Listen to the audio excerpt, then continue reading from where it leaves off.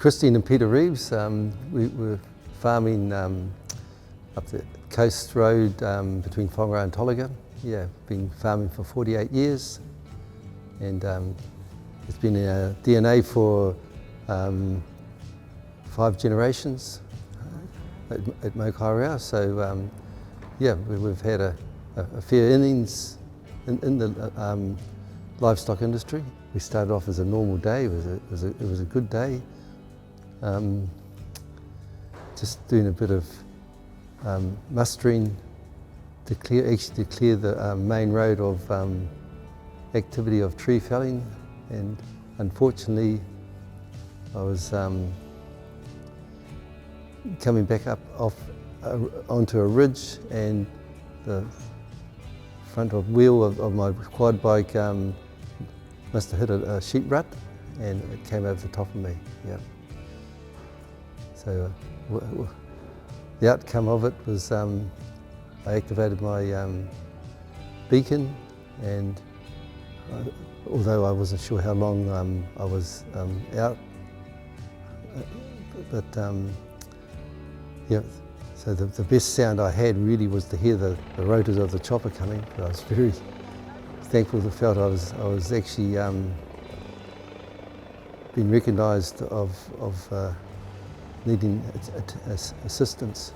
Quite peace of mind knowing that a family member, and particularly Christine, could travel with me right through to Waikato.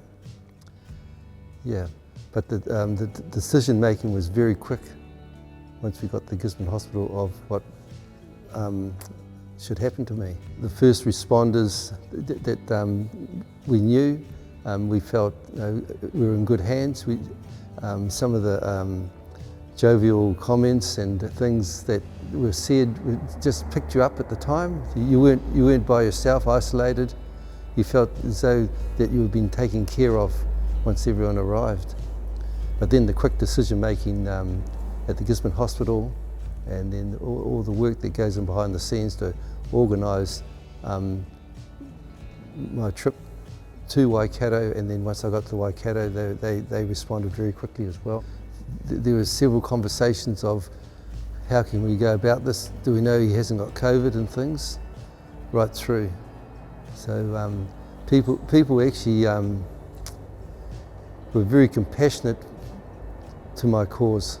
Provincial New Zealand needs an organisation like we have, and the professional group that actually works behind the scenes is really where it all starts.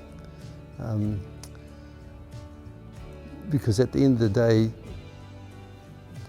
decision making and timing's everything when people are in a situation of certain injuries, critical injuries. Yeah.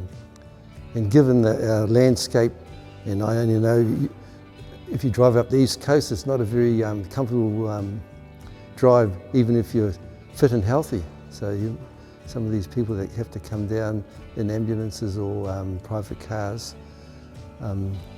So we're very fortunate to have an organisation professionally manned in our region. Look, I'm so grateful of the response I had on that day, and just talking to family members since, how grateful they are as well.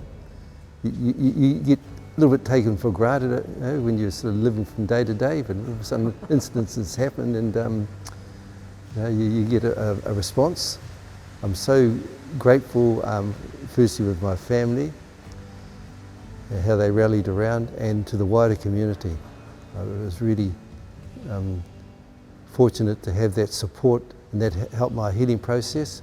But if it wasn't for the first responders being the Trust helicopter, and all the support around that, we would never have, I would probably not be here today. We've got such a wonderful asset, and it's not just the helicopter, it's the professionals that are in the helicopter, and of course the team behind them that do all the fundraising and give them the equipment they need to do the wonderful job they do. I think for Peter, it was just amazing he got to Waikato so quickly. As a family, we really appreciated that stress being taken out of a 7-hour trip in the car or an ambulance. We were there from the moment he was picked up at the scene to getting to Waikato was only about 3 hours, which is really incredible considering where we live. And we were very lucky the weather was good, and the professional way that everyone communicated with each other and assessed him, made him as comfortable as they could, and got on with the job of getting him into Waikato and surgery the very next morning. You know, the team over there was incredible too. There were 3 lots that dealt with ophthalmology, facial reconstruction and plastic surgery. So honestly, the service has been second to none. Totally appreciate it.